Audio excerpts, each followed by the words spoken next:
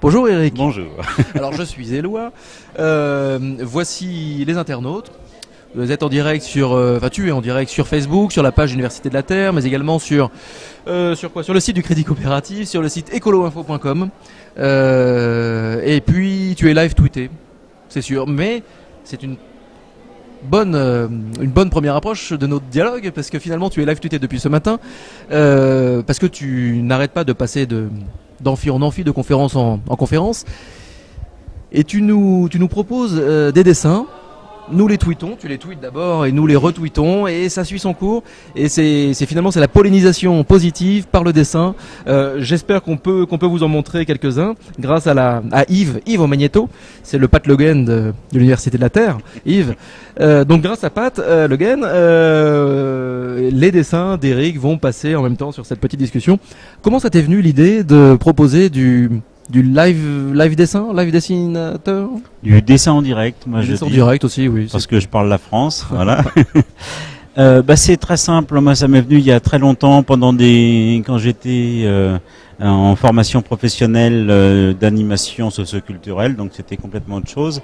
Pendant les cours, je faisais des petits dessins et les petits dessins qui étaient toujours liés à ce qui se disait pendant les cours, ça passait dans la salle, ça faisait le tour de la salle de cours, ça arrivait jusqu'à l'intervenant, ça permettait de s'amuser, de rester concentré beaucoup plus longtemps sur l'événement d'ailleurs.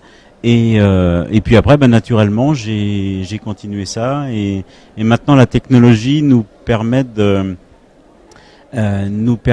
avec les vidéoprojecteurs, depuis peu de temps avec des tablettes graphiques, nous permet vraiment de faire un dessin, de l'envoyer immédiatement, d'être très réactif, de l'envoyer sur Twitter, par mail, etc. Ça, on le voit aujourd'hui. Donc pourquoi se priver? Mais comment tu fais? Parce que tu suis une conférence, donc finalement c'est comme quelqu'un qui tweet une conférence. On prend la petite phrase, on prend quelque chose qui nous a parlé particulièrement, tac, on le balance. Toi, il faut que tu fasses un double travail quelque part, parce qu'il faut que tu penses à la petite phrase, à quelque chose qui va faire communiquer ce que tu as envie de dire, mais au dessin qui va bien, et quelque part c'est aussi de l'humour, donc il faut aussi que tu penses à faire sourire, rire, mais en tout cas pas pleurer. D'ailleurs parfois le rire peut se transformer en rire jaune. Voilà, il y a des fois faut être un peu grinçant, c'est pas gênant.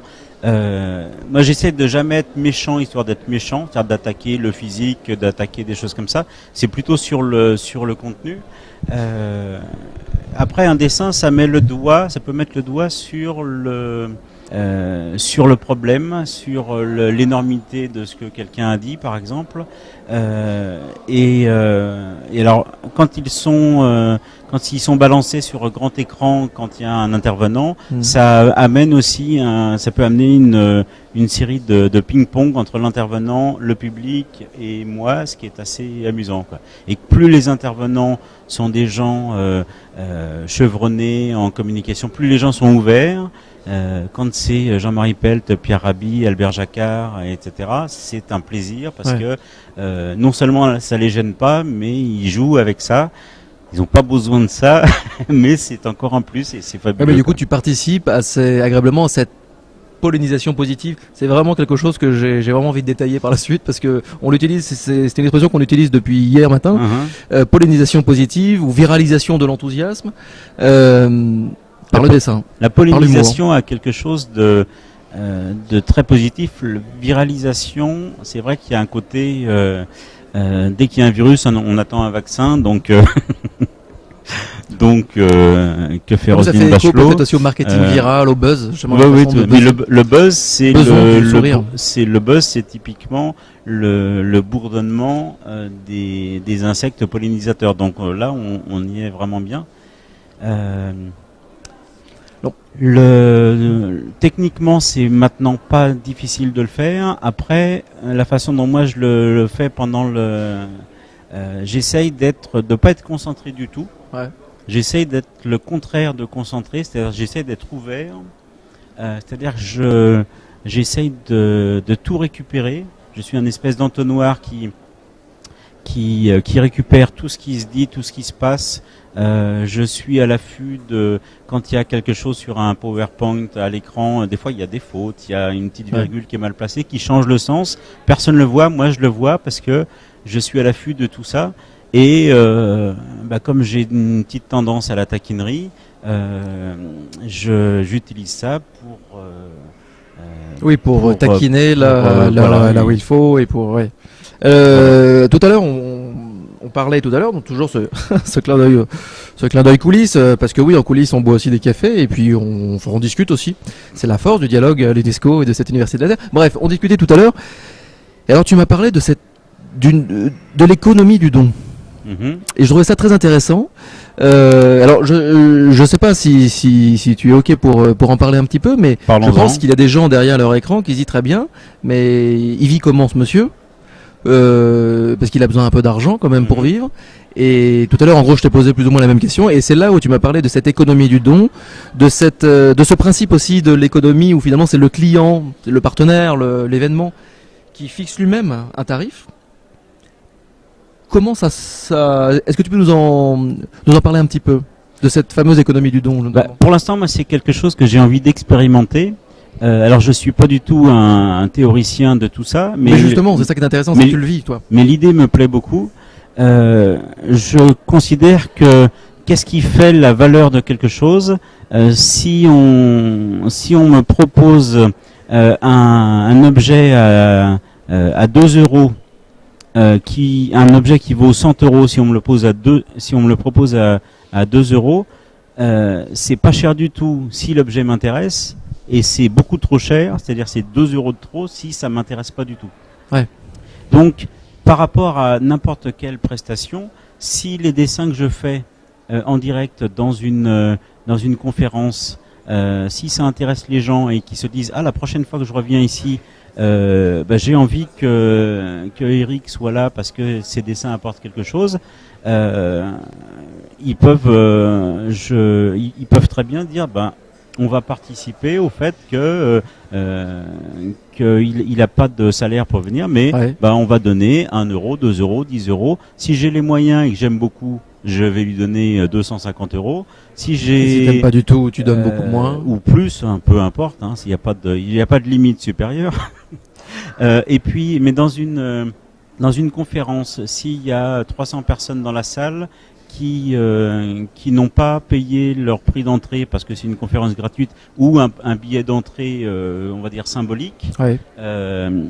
Si les gens se disent tiens, le dessin ça apporte quelque chose en plus, j'ai envie que la prochaine fois que je viens, ils puissent venir et qu'ils puissent en vivre. Eh bien, je participe. Donc l'idée c'est de mettre, par exemple, tout simplement une petite boîte avec une fente et puis les gens mettent ce qu'ils veulent. Ou éventuellement à la fin, je leur fais un dessin et puis le dessin, le prix c'est au prix qu'ils veulent. Et je pense que si les gens se disent c'était vraiment bien et la conférence, les dessins ça nous a apporté quelque chose, tout est possible, et 300 personnes qui mettent chacun 1 ou 2 euros, ça fait 300, 600 euros. Ce que je trouve très intéressant là-dedans, c'est que finalement, oui, on théorise beaucoup, on rencontre beaucoup de penseurs, beaucoup d'intellectuels, beaucoup de scientifiques, beaucoup de gens en tout cas qui conceptualisent une nouvelle finance, une nouvelle société. Toi, tu la vis. Toi, c'est du concret avec justement cette nouvelle économie. Si, ça c'est une question rituelle que je pose à tous ceux qui passent devant la caméra de cette Web TV. Si tu devais trouver un verbe pour résumer bâtir une nouvelle société, ce serait lequel? Quel serait le verbe essentiel pour bâtir une nouvelle société? Ce serait peut-être pas un verbe, moi ce serait tous ensemble, où j'aurais envie de reprendre une expression de Patrick Vivray qui parle d'humanité, qui parle d'humilité, qui parle d'humus, et ce sont des termes qui ont la même origine. C'est-à-dire que simplement qu'on se rappelle que l'être humain, il a la même l'être humain et la terre, c'est la même chose. S'il n'y a pas on vit sur 30 cm de terre riche et renouvelée par les feuilles mortes, par les excréments, par par vraiment l'humus, c'est notre vraie richesse et on est dessus. L'humilité évidemment et humour, c'est la même origine aussi. C'est-à-dire qu'en fait, humilité et puis aussi s'amuser et sourire et vivre ensemble, quoi. Voilà, vivre ensemble, c'est d'abord être humble, s'amuser et prendre plaisir. Et puis quand on prend plaisir, on respecte les autres forcément. Ouais. Donc il n'y a pas de souci, on va y arriver, c'est évident. A priori.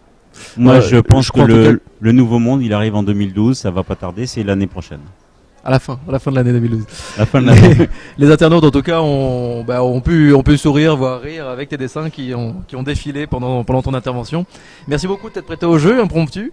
Et ça nous a fait vraiment plaisir de te rencontrer et vraiment plaisir de collaborer sur cette pollinisation par le dessin. Pollinisation positive. On va continuer et puis j'y retourne. À tout de suite alors.